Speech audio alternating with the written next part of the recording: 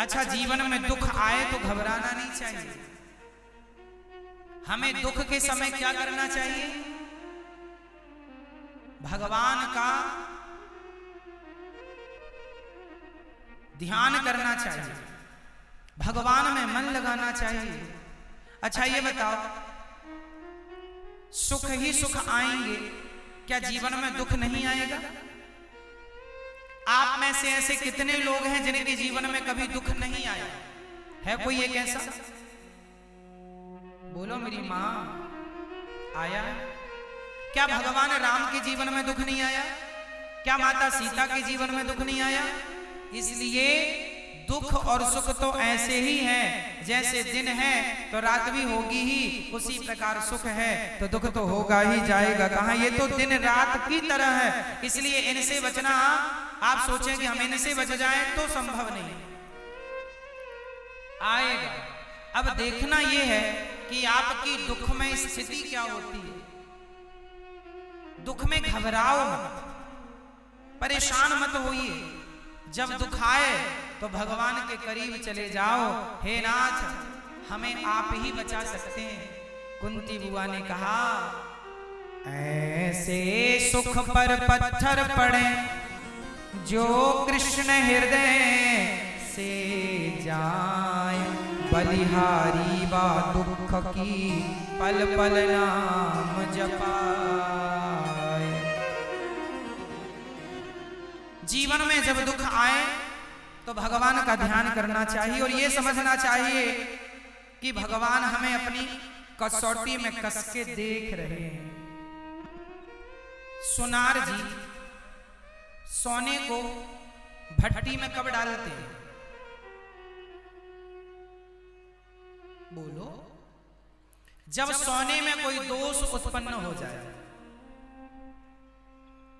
भाई 24 कैरेट का सोना है, बिस्किट है सोने की, उसे तो सोनार भट्टी में नहीं डालेगा, डालेगा तो आभूषण बनाने के लिए।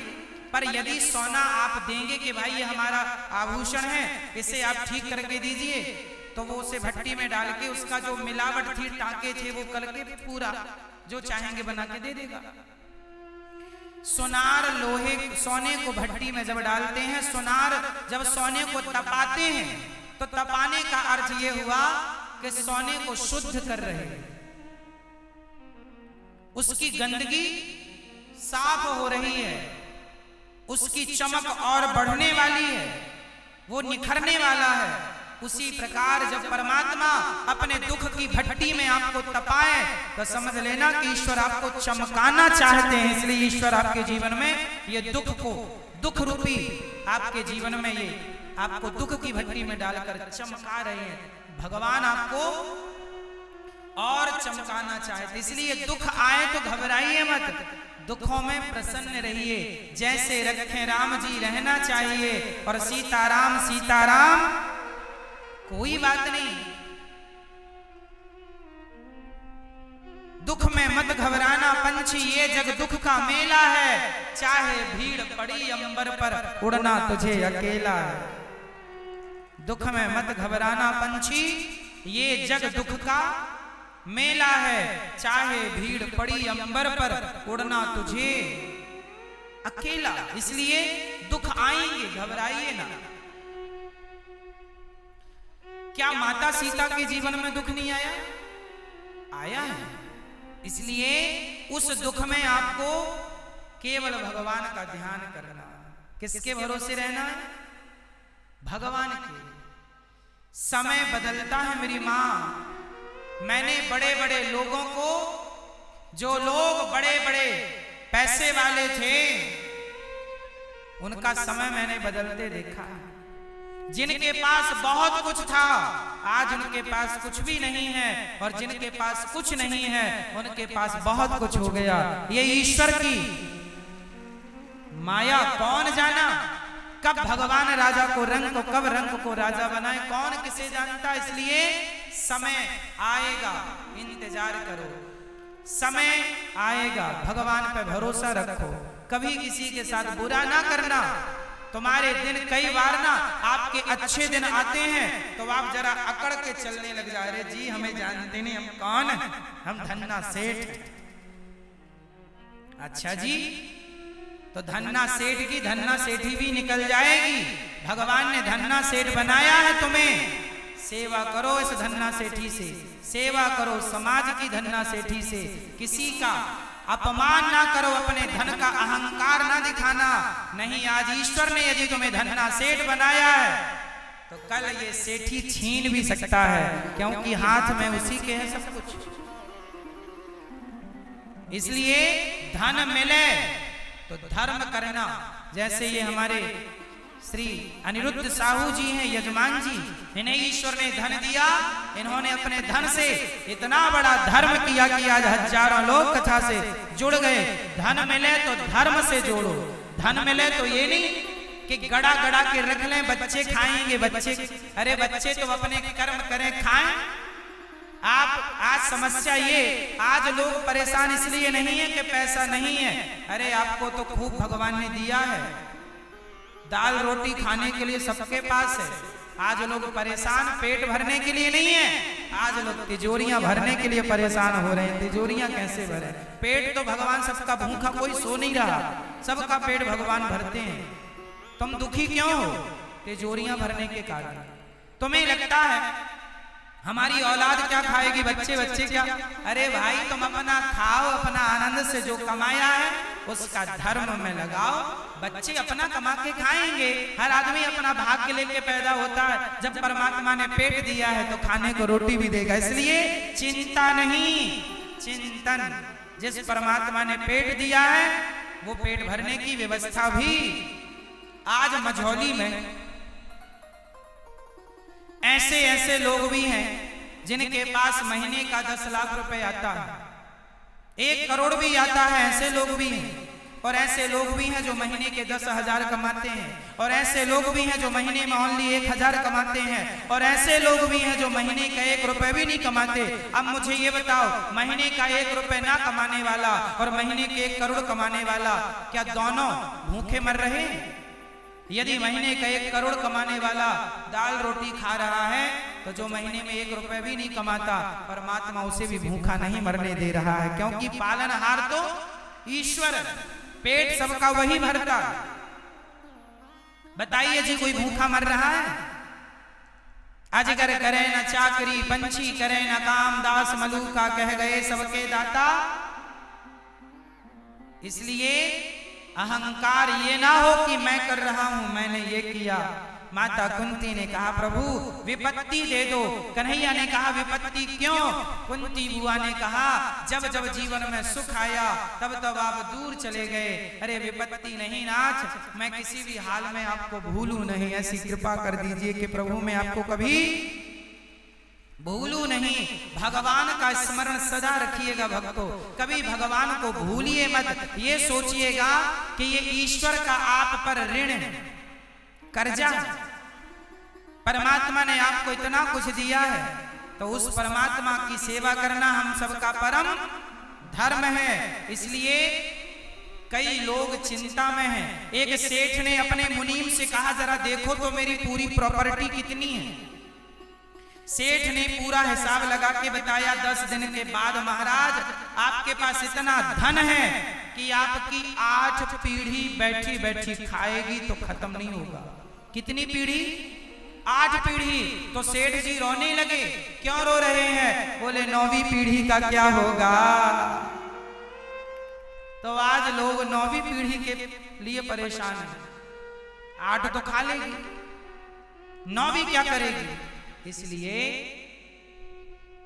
ईश्वर ने हमें जो दिया है उसका हमें अपने धन के कुछ हिस्से करने चाहिए। कितने हिस्से बताओ? धन के कितने हिस्से होने चाहिए? 4। धन के कितने हिस्से? 4। कौन कौन? 100 रुपए कमाओ तो 100 रुपए के 4 भाग करो, 25 25 25 25।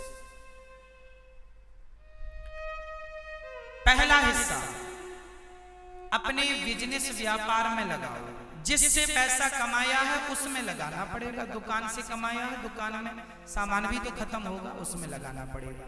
एक हिस्सा व्यापार में लगाओ। जैसे आप किसान हैं, तो किसान खेती आपकी ऊबड़ खाबड़ है, उसे ठीक करने में कुछ पैसा आपका लगेगा। जमीन से जमीन आपको खरीदना भी चाहिए कि आपका धन बढ़े, कम ना हो। आपकी 2 एकड़ है तो 2.5 कर लो, 5 कर लो, 10 कर लो, बढ़ाओ। बढ़ते क्रम में ये नहीं कि बाप ने 10 एकड़ दी थी, बेच के खा के 2 एकड़ छोड़ी, अब 2 भी बेच दी। ऐसे कितने बच्चे हैं जो बाप की संपत्ति बेच के खा लेते हैं। कई लोग तो बड़ी बड़ी गाड़ियों का शौक रखते हैं, तो जमीन बेच के गाड़ियां लेके आते हैं।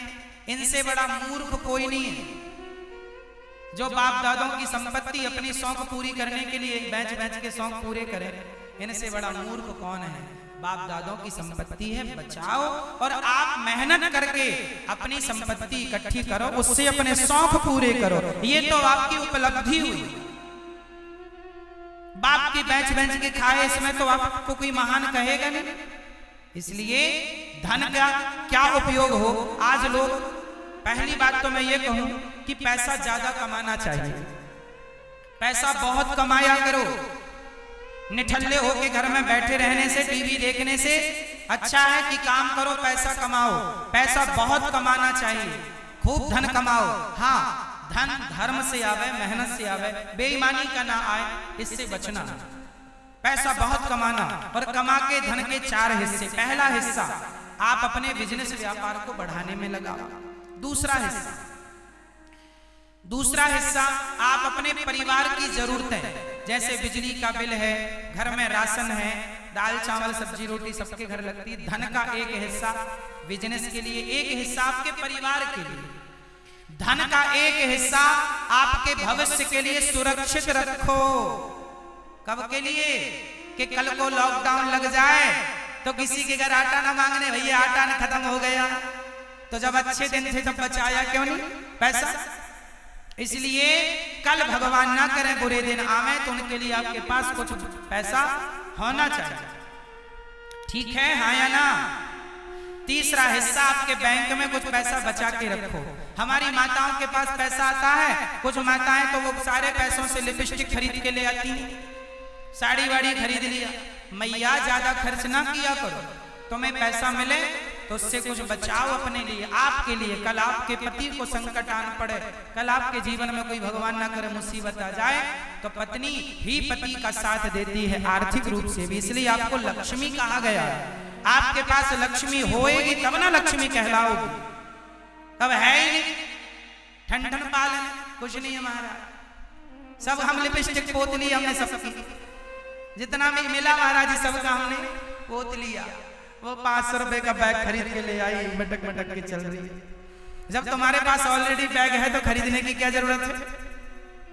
पैसे बचाने से बचते हैं, खर्च करने से खर्च हो जाते हैं। इसलिए कल भगवान ना करे कोई मुसीबत आए, पैसे रहे। अब धन का एक हिस्सा बचा, कौन सा? चौथा।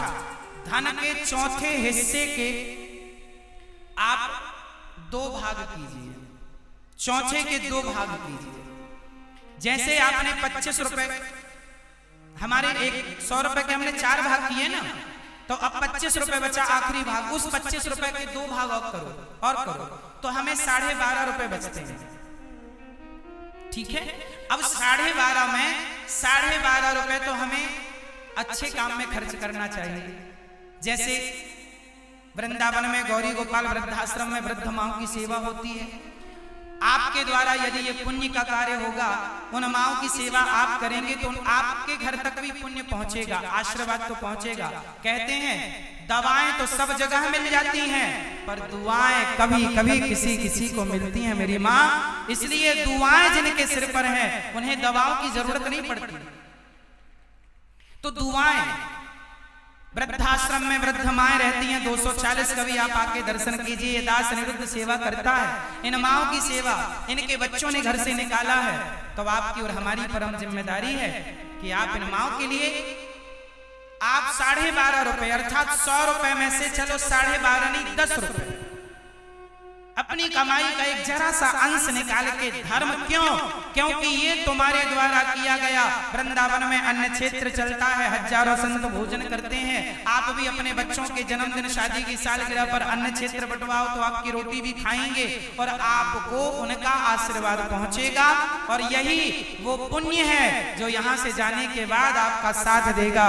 धन तो यही छूट जाएगा, पर धन से जो धर्म किया है वो धर्म हमारे साथ जाएगा, वो पुण्य हमारे संग जाएगा। इसलिए एक जरा सा हिस्सा धन धर्म के लिए निकाला करो, और दूसरा जो हिस्सा बचा उस हिस्से को आप, जैसे आप पैसे वाले हैं तो आप लोगों से आपके रिश्तेदार, जैसे आपके गांव में पैसे वाले हो ना, तो गांव का कोई आदमी आया, सेठ जी हमारी बेटी का विवाह है, जरा हमें 5,000 रुपए उधार दे दो। तो आपको लगा अरे 5,000, सुन 5,000 ले रहा, मैं 10% ब्याज लूंगा ना। तुम 5,000 दे रहे हो, गरीब आदमी है, तुम्हारे से चुका देगा, वो भागा नहीं जा रहा, उसकी मदद करना, उसकी बेटी का विवाह है। बताइए, गरीब का सहयोग करना। हम धनवान, जो भगवान ने आपको धनवान बनाया है, तो धनवान केवल इसलिए नहीं कि अपनी पत्नी अपने बच्चों का ही पेट भरो, अरे समाज की सेवा भी आपकी ही जिम्मेदारी होती है। तो जरूरतमंदों की जरूरतों पर आप खड़े हो जाएं, ये आपका धर्म है, हाँ या ना। अब लोग आपसे 10,000 मांगता, गरीब बाप मांगता बेटी का ब्याह करना, और आप 10,000 का ब्याज ही 5,000 वसूल लेते हैं, ये तो गलत है। जब ईश्वर ने आपको सब तरफ से दिया है तो गरीब आदमी से ब्याज खा के और कितना धनवान बन जाओगे। इसलिए ये नहीं, आपको ये बता दूं, ये दास अनिरुद्ध, हम अपने गांव में पूछ लेना आप गांव के सभी लोगों से, हमारे गांव में ये दास अनिरुद्ध ने आज से नहीं, कम से कम 10 साल हो गए इस बात को, जब से हमने होश संभाला, जब से भागवत जी करनी शुरू की, तब से आज भी गांव में किसी गरीब बेटी का विवाह हो तो बारातियों के भोजन की व्यवस्था ये दास अनिरुद्ध ही करता है। आज तक हमारे गांव में जितने भी बेटियों का विवाह, गरीब परिवार की बेटियों का विवाह जितनों का भी होता है, 1 बेटी का हो, 2 बेटी का हो, 5 बेटी का हो, 10 बेटी का हो, सभी बेटियों के विवाह में भोजन की व्यवस्था बारातियों की जो हमसे बन पड़ता हम करते हैं। और ये आज से नहीं, जब से होश संभाला है इस दास ने तब से कर रहा है। ईश्वर ने करने लायक बनाया तो करो, धन का अहंकार नहीं, धन आवे तो सेवा में लग जाओ, सेवा में लग जाओ। ईश्वर ने आपको चुना है सेवा के लिए, आप देने के लायक हैं तो दीजिएगा, सेवा कीजिएगा। चल भैया तेरी बेटी का विवाह 10,000 ले जा, दे देना, जब देना दे देगा। मजदूर गरीब आदमी देगा क्यों नहीं? गरीब आदमी गरीब होता है पर बेईमान नहीं होता, ये याद रखिएगा। गरीब आदमी गरीब होता है परंतु बेईमान नहीं होता, वो देगा। इसलिए यही पुण्य है। तो आपके 100 रुपए के मैंने 4 हिस्से कर दिए और चारों का उपयोग बताया। 12.5 रुपए में से आप 2.5 रुपए और अपने खर्च में ले लो भैया, 10 रुपए। 100 रुपए में से 10 रुपए, अरे 10 नहीं तो 5 रुपए पुण्य के लिए निकालना। यही तुम्हारा पुण्य है। पायो जी मैंने राम रतन धन पायो, यही वो धन है जो तुम्हारे यहाँ के बाद वहां तुम्हारे काम आएगा। आजकल माँ बाप क्या करते हैं, सारी प्रॉपर्टी बच्चों के नाम लिख देते, बेटा ये भी तू ले ले, जमीन जायदाद प्लॉट कोठी बंगला और ये सोना चांदी सब तू ले ले। और अब जरा गांव में भागवत हुई, जरा दान करना बेटा, जरा 1100 रुपए दे दो, जरा 21,000 दे दो, हम एक वृद्ध माँ को गोद ले ले, हमारी भी रोटी वृद्ध माँ खाएगी। तो बेटा बोलता अरे इतना दान करोगे, 21,000 करोड़ों का लेके गटक गया, उसका नहीं। और आप जरा पुण्य के लिए 21,000 मांगेंगे तो आपका बेटा ही आपसे हिसाब लेगा। इसलिए बेटों को देने के बाद दान पुण्य नहीं, अरे आपने जीवन भर कमा कमा के बच्चों को दिया है, अच्छा है, देना चाहिए, पर अपने पुण्य को अपने हाथ से करके मरो। तुम्हारे मरने के बाद बेटा गैया दान करता है, ऐसी गाय दान करेगा पंडित जी के घर जाते जाते मर जाएगी, बुढ़िया गाय लाएगा। आजकल ऐसी गाय दान करते महाराज जी 1100 की गौदान, अरे 1100 में आजकल कुत्ते का पिल्ला नहीं आता, गाय कहां से आएगी? हाँ या ना? बोलो हाँ या ना? तुम्हारे बच्चे तुम्हारे मरने के बाद 13 ब्राह्मण बुलाते हैं तेरे ही खाने के लिए, और 13 ब्राह्मणों को भी 11-11 रुपए देते हैं। ये नहीं कि बाप मरा है सारी कमाई खाई है, तो कम से कम, क्योंकि वो ब्राह्मणों का खिलाना शास्त्रों में लिखा है कि ब्राह्मणों के द्वारा, जैसे माँ के द्वारा गर्भ में माँ के बेटा होता ना, गर्भवती माँ खाती है तो गर्भ के बच्चे के अंदर अपने आप चला जाता है, उसी तरह जब कोई ब्राह्मण खाता है तो उसके द्वारा, कोई जरूरतमंद खाता है उसके द्वारा वो आपके पूर्वजों तक, आप तक पहुंचता है, उस व्यक्ति के तक पहुंचता है जिस व्यक्ति के नाम के वो लोग खा रहे हैं। इसलिए 13 में 13 ब्राह्मण खिलाते हैं। ज्यादा खिलाओ अच्छा है, पर कम से कम 13 तो हो, फिर लोग समाज भी खिलाता है, सब खाते हैं। क्यों? कि इनके खिलाने का पुण्य उस आत्मा को मिले जो अभी तक थे, मर गए। तो सुनो, तुम्हारे मरने के बाद तुम्हारे नाम के 13 ब्राह्मण खाएंगे। हम कहते हैं मरने के बाद 13 क्यों, जीते जी हजारों को खिला लो ना अपने सामने। हजारों संत वृंदावन में भोजन कर रहे हैं, एक दिन का आपका सहयोग हजारों लोगों को भोजन कराएगा।